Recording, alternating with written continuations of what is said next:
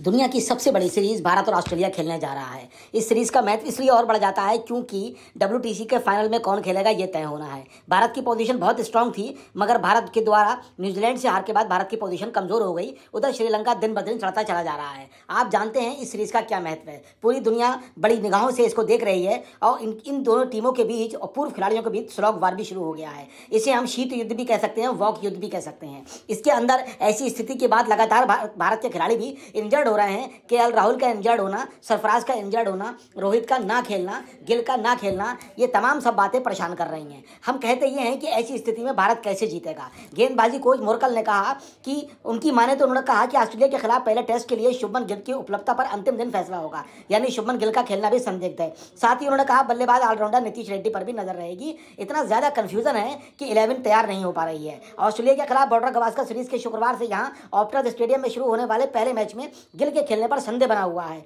उन्हें अभ्यास मैच में अंगूठे में चोट लग गई थी। मोरकल ने कहा शुभमन की स्थिति हर दिन सुधार हो रहा है, पहले दिन की सुबह तक उनके खेलने पर फैसला का इंतजार करना पड़ेगा। नीतीश यहाँ की परिस्थितियों में अच्छे गेंदबाज हो सकते हैं, ऐसा मोरकल कह रहे हैं।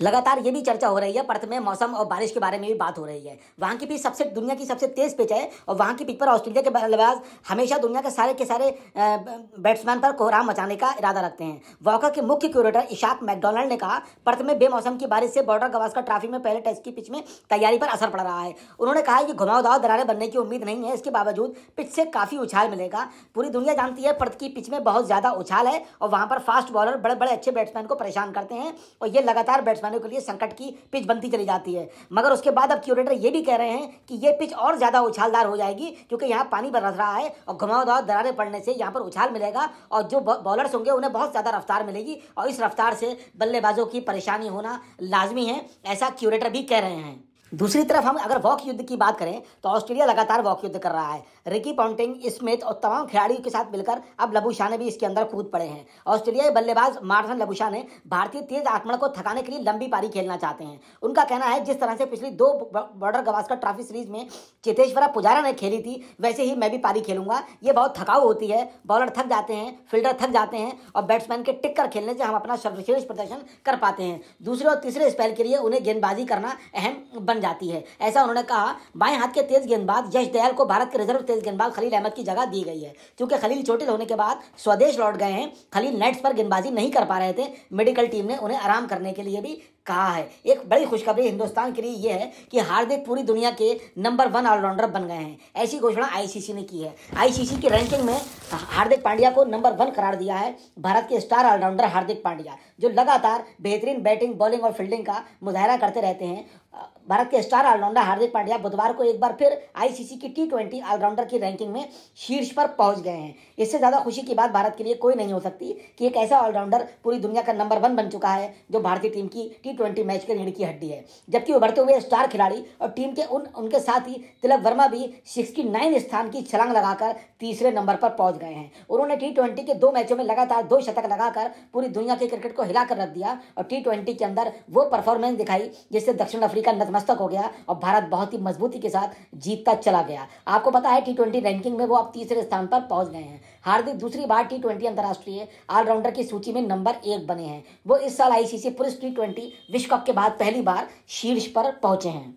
अगर हम 11 की बात करें तो मोटे तौर पर ऐसा लगता है कि भारतीय 11 में रोहित शर्मा तो नहीं खेलेंगे, शुभमन गिल के भी खेलने की कोई संभावना नहीं है, सरफराज के खेलने की भी संभावना नहीं है, केएल राहुल भी नहीं खेल पाएंगे। अब सवाल ये होता है जब 4 स्टार प्लेयर नहीं खेलेंगे तो कौन 11 खिलाड़ी हो सकते हैं। विराट कोहली के ऊपर ही पूरा भार होगा, उनके साथ कौन खिलाड़ी मदद करेगा, कौन खिलाड़ी साथ रहेगा, बहुत बड़ा संकट में आ गया है। अब आप देखते हैं कि बॉलिंग की बात करें तो मोहम्मद शमी जैसा स्टार बॉलर जिसको ऑस्ट्रेलिया भी लेकर चिंतित है, उनका भी खेलना असंभव है। पहले टेस्ट मैच में तो वो नहीं खेल रहे हैं, दूसरे टेस्ट मैच में भी खेलने की संभावना उनके नगड़ बनी हुई है। उन्होंने रणजी के अंदर बहुत ही शानदार परफॉर्मेंस दी और पहले ही मैच के अंदर उन्होंने करीब 25 से 30 ओवर की बॉलिंग की।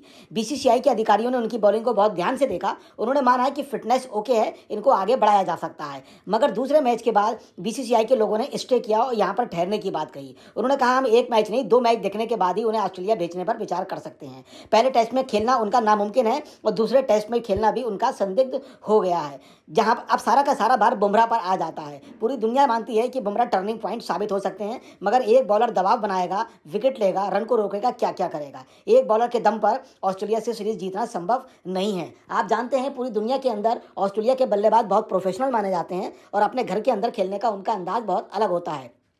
पाकिस्तान से T20 सीरीज के अंदर उन्होंने बुरी तरीके से पाकिस्तान को हरा दिया, मगर ओडीआई की सीरीज पाकिस्तान ने जीत ली। उसके बाद ऑस्ट्रेलिया ने पलटवार करते हुए तीनों के तीनों मैच पाकिस्तान को हरा दिए और 3-0 से उनको हराकर उनको परेशान कर दिया। शुरू में लग रहा था कि जो पाकिस्तान ने परफॉर्मेंस ओडीआई में दिखाई है, उस परफॉर्मेंस के आधार पर निश्चित तौर पे भारत भी टेस्ट के अंदर अच्छी परफॉर्मेंस दिखाएगा और उन पर दबाव बना पाएगा, क्योंकि पाकिस्तान से हारने के बाद ऑस्ट्रेलिया का मोरल डाउन होना निश्चित था। मगर ऑस्ट्रेलिया ने जिस तरह से कमबैक किया और T20 के तीनों मैच पाकिस्तान को बुरी तरीके से हरा दिए, तो निश्चित तौर पर उनका मनोबल बढ़ गया और भारत का मनोबल पहले से ही कम है, क्योंकि न्यूजीलैंड से हार के बाद भारत का मनोबल डाउन है और शीर्ष 4 खिलाड़ियों का ना खेलना भी भारत के लिए चिंता का सबब है।